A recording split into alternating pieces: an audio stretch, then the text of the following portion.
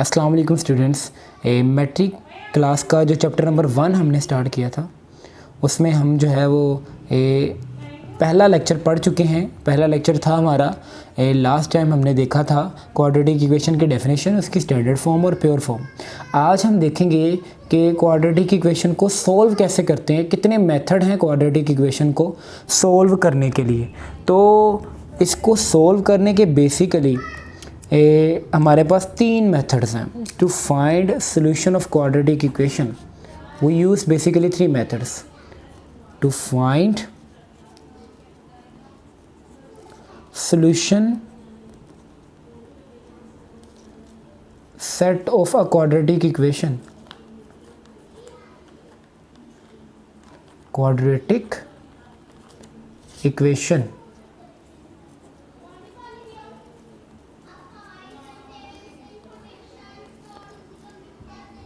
following methods are used। ये methods use होते हैं।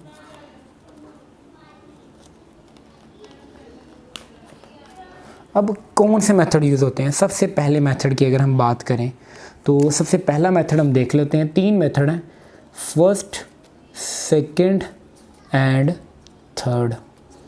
अच्छा, फर्स्ट पे अगर हम बात करें तो जो आज हमने डिस्कस करना है वो है फैक्टराइजेशन। पहला मेथड है आपके पास फैक्टराइजेशन।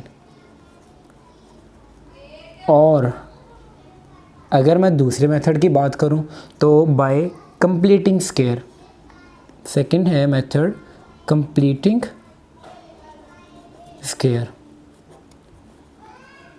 और थर्ड वन है क्वाड्रेटिक फार्मूले का मेथड। तो ये 3 मेथड हैं जो हम यूज़ करते हैं क्वाड्रेटिक इक्वेशन को सोल्व करने के लिए। तो अब हम देखते हैं सबसे पहले फैक्टराइजेशन क्या होता है। तो फैक्टराइजेशन के बारे में आज हम डिस्कस करेंगे। फैक्टराइजेशन क्या है?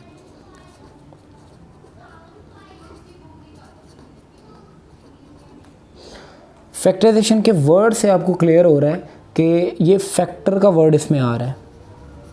इसमें आपको कौन सा वर्ड मिल रहा है? फैक्टर का वर्ड। अब फैक्टर्स बनाकर जब हम क्वाड्रेटिक इक्वेशन को सोल्व करते हैं उसे हम कहते हैं फैक्टराइजेशन। फैक्टराइजेशन क्या होती है बेसिकली? अगर मैं आपको एग्जांपल के तौर पर बताऊं कि अगर आपके पास x स्क्वायर माइनस 1 ये आपके पास है, कोई भी पोलिनोमियल है, तो इसके फैक्टर्स जो बन सकते हैं ना पॉसिबल, वो फैक्टर बन सकते हैं x minus 1 into x plus 1। ये आपको पता है, हम इस तरह से इसको लिख सकते हैं। तो अब हम क्या करेंगे, ये एक प्योर क्वाड्रेटिक फॉर्म थी।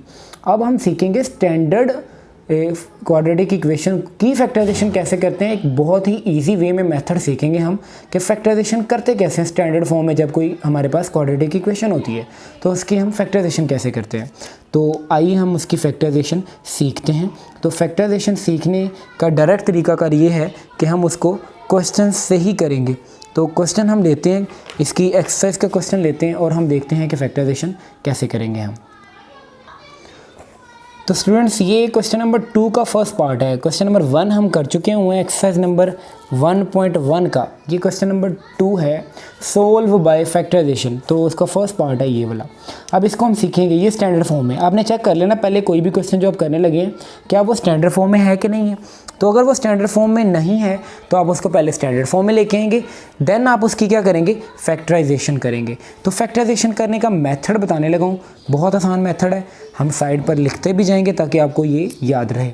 सबसे पहला काम आपने क्या करना है, आपने एक्स स्क्वायर को ये लास्ट वाले कांस्टेंट टर्म के साथ मल्टीप्लाई करना है, इसको इसके साथ रफ में। तो एक्स स्क्वायर को जब -20 से करेंगे तो -20x स्क्वायर आएगा। पहला काम आपने क्या करना है, पहली रकम को तीसरी रकम के साथ कांस्टेंट के साथ मल्टीप्लाई करना है, तो ये आ गया। फर्स्ट काम आपने याद रखना है, ये करना है। फिर दूसरा काम आपने क्या करना है, दूसरा काम आपने ये करना है कि आपने एक ऐसा पेयर ढूंढना है, 2 नंबर्स ऐसे ढूंढने हैं जिनको ज़रब दें तो ये आए, जमा या माइनस करें तो ये दरमियान वाला आए। तो कोई से 2 नंबर, पहले देखो 20 आता है किस किस में, 2 × 10 20 आता है, लेकिन इसको हम नहीं ले सकते क्योंकि 2 में 10 को ऐड करें या सब्ट्रैक्ट करें तो ये माइनस नहीं आता।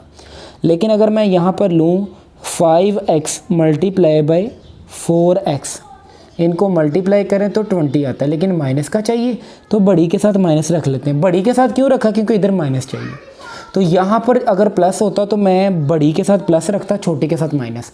तो ये बताएगा आपको ये वाला साइन कि आपने बड़ी रकम के साथ प्लस रखना है कि माइनस रखना है। तो ये पेयर मिल गया आपको। अब आपने क्या करना है, इस पेयर को इस माइनस एक्स की जगह पर रख लेना, यानी x square minus 5x plus 4x minus 20 is equal to 0। ये दो काम किए हमने। पहला काम ये किया, पहली रकम को तीसरी से मल्टीप्लाई किया तो ये आया।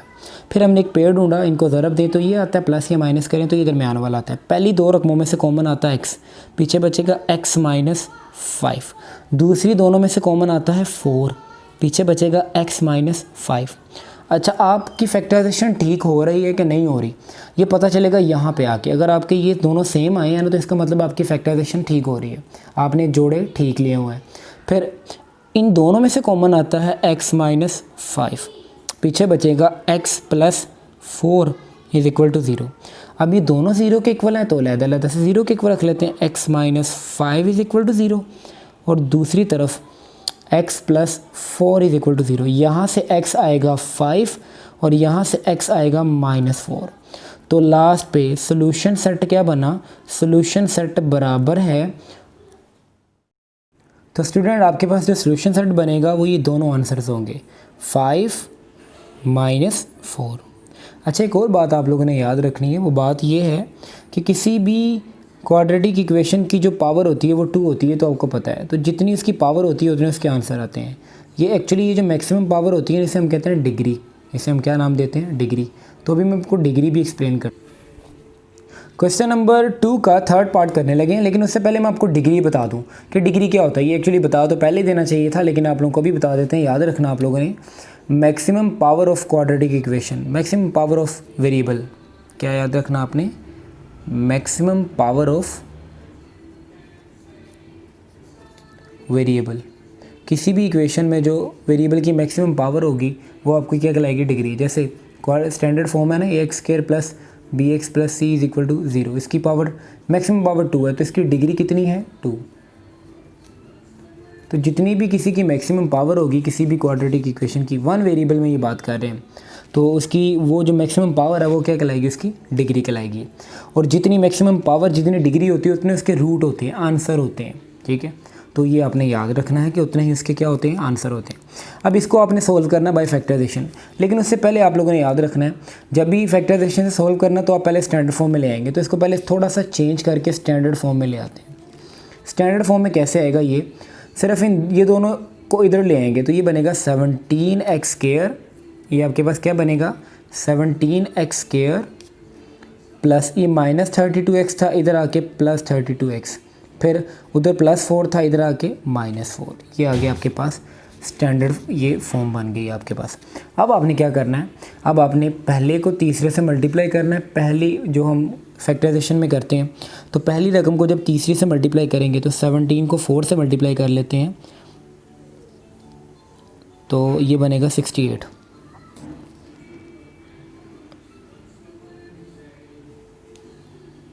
अब हमने एक ऐसा पेयर ढूंढना है कि मल्टीप्लाई करने से माइनस 68x स्क्वायर आए और प्लस ये माइनस करने से ये आए। तो बहुत ही सिंपल पेयर मिलेगा आपको, 34 मल्टीप्लाई बाई 2। 34 को 2 से मल्टीप्लाई करेंगे तो 68 आएगा। तो ये पेयर आप इधर लिख सकते हैं, 34x multiply by minus 2x। इन दोनों को मल्टीप्लाई करोगे तो ये आएगा, प्लस ये माइनस करोगे तो ये दरमियान वाला आएगा। तो इसकी जगह पर हम रख सकते हैं 17x square plus 34x minus 2x minus 4 is equal to 0। इन दोनों में से कॉमन आएगा 17x और पीछे बचेगा x प्लस 2। इन दोनों में से कॉमन आएगा माइनस 2, पीछे बचेगा x plus 2 is equal to 0। अब इन दो रकमों में से कॉमन आएगा x प्लस 2 और पीछे हमारे पास बचेगा 17x minus 2 is equal to 0। दोनों अलग-अलग से 0 के इक्वल हैं, तो x प्लस 2 अलग से 0 के इक्वल और 17x माइनस 2 अलग से 0 के इक्वल। तो यहाँ से x आएगा माइनस 2 और यहाँ से 17x बराबर है 2 के और x आएगा 2/0। 17। तो सोल्यूशन सेट आपके पास क्या बनेगा, सोल्यूशन सेट जितने आंसर आए हैं उन सबको आप इसमें लिख लोगे। तो ये आएगा -2 और दूसरा आंसर है 2/17। तो ये था क्वेश्चन नंबर 3। क्वेश्चन नंबर 2 का थर्ड पार्ट था, हमने जिसको सोल्व किया है बाय फैक्टराइजेशन। तो उम्मीद है आप लोगों को ये क्लियर हो गया। अब चलते हैं, इसका एक और पार्ट कर लेते हैं, क्वेश्चन नंबर 5 की तरफ चलते हैं। क्वेश्चन नंबर 5 है क्वेश्चन नंबर 2 का 5वां पार्ट। अब इसको भी हमने फैक्टराइजेशन से सोल्व करना। तो आपको पता, मैंने बताया था आप लोगों को कि जब भी आप फैक्टराइजेशन से सोल्व करेंगे तो आप पहले चेक करेंगे क्या वो स्टैंडर्ड फॉर्म में है। तो ये स्टैंडर्ड फॉर्म में नहीं है, इसको पहले हम स्टैंडर्ड फॉर्म में लेके आएंगे। उसके लिए हमें फ्रैक्शन ख़त्म करनी पड़ेगी। तो इसकी फ्रैक्शन ख़त्म कैसे होगी, मैं दोनों तरफ एलसीएम से मल्टीप्लाई करूँगा। तो दोनों तरफ किससे मल्टीप्लाई करना पड़ेगा, एलसीएम से। और इधर एलसीएम क्या बन रहा है, multiplying both sides by 12x × x + 1। दोनों तरफ यानी हर रकम को हम इसके साथ क्या कर देंगे, मल्टीप्लाई। तो 12x × x + 1 multiply by x + 1/x, फिर plus 12x × x + 1 multiply by x/x + 1। और इधर भी 12x × x + 1 मल्टीप्लाई बाय 25/12। ये x से कट गया, ये x + 1 इससे कट गया, ये 12 से कट गया। यहाँ बचेगा 12 × x + 1 से मल्टीप्लाई होगा तो x + 1 का स्क्वायर, प्लस 12x से मल्टीप्लाई होगा तो x स्क्वायर। और यहाँ बचेगा आप लोगों के पास बराबर है 25x × x + 1। तो दोबारा से हम देख लेते हैं यहाँ पे हमारे पास कौन सी रकमें कटी हैं। x कटा है, पीछे बचा 12 × x + 1 और ये x + 1 से मल्टीप्लाई हो गया x + 1 का स्क्वायर। ये x + 1 कट गया तो 12x को x से मल्टीप्लाई किया 12x का स्क्वायर, 12 से कट गया 25x × x + 1 बच गया। इनको मल्टीप्लाई कर लेते हैं, लेकिन पहले इसका हम क्या ओपन करेंगे, स्क्वायर। तो इसका स्क्वायर ओपन होगा a का स्क्वायर प्लस 2ab + b का स्क्वायर प्लस 12x स्क्वायर बराबर है 25x square plus 25x। 12x square को अंदर 12 को अंदर मल्टीप्लाई करते हैं तो 12x square plus 24x plus 12 plus 12x square बराबर है 25x स्क्वायर प्लस 25x। इनको जब ऐड करेंगे तो ये बनेगा 24x square plus 24x plus 12 is equal to 25x square plus 25x। अब ये तीनों रकमें जो हैं वो इधर प्लस हो रही हैं, अगर मैं उधर लेके जाऊँगा तो तीनों क्या हो जाएंगी, माइनस। तो तीनों को उधर ले जाते हैं तो ये बनेगा 25x square minus 24x square, फिर 25x माइनस 24x और माइनस 12 इज इक्वल टू 0। यहाँ बचेगा आपके पास x square plus x minus 12 is equal to 0। तो ये अब आपके पास स्टैंडर्ड फॉर्म बन चुकी है। अब आपने क्या करना है, आपने इसकी फैक्टराइजेशन करनी है। तो पेयर जो हमें मिलेगा वो मिलेगा x square plus 4x minus 3x minus 12 is equal to 0। इन दोनों को मल्टीप्लाई करो, माइनस 12x स्क्वायर ऐड करोगे तो ये बनेगा। दोनों में से कॉमन आएगा x + 4, इधर से -3 कॉमन आ गया, पीछे बचा x + 4, फिर x + 4 कॉमन आ गया, पीछे बचा x - 3 बचा। अब दोनों अलग-अलग 0 के इक्वल हैं तो x + 4 अलहदा से 0 के इक्वल और x - 3 अलहदा से 0। यहाँ से x आया -4 और यहाँ से x आया 3। तो सॉल्यूशन सेट आपके पास बनेगा -4 और 3। तो ये था बाय फैक्टराइजेशन वाला क्वेश्चन। तो उम्मीद आप लोगों को क्लियर हो गया। फर्दर को प्रॉब्लम है तो कमेंट सेक्शन में ज़रूर लिखें, वीडियो को लाइक कर दें, चैनल को सब्सक्राइब कर दें। Thank you very much. अल्लाह हाफ़िज़।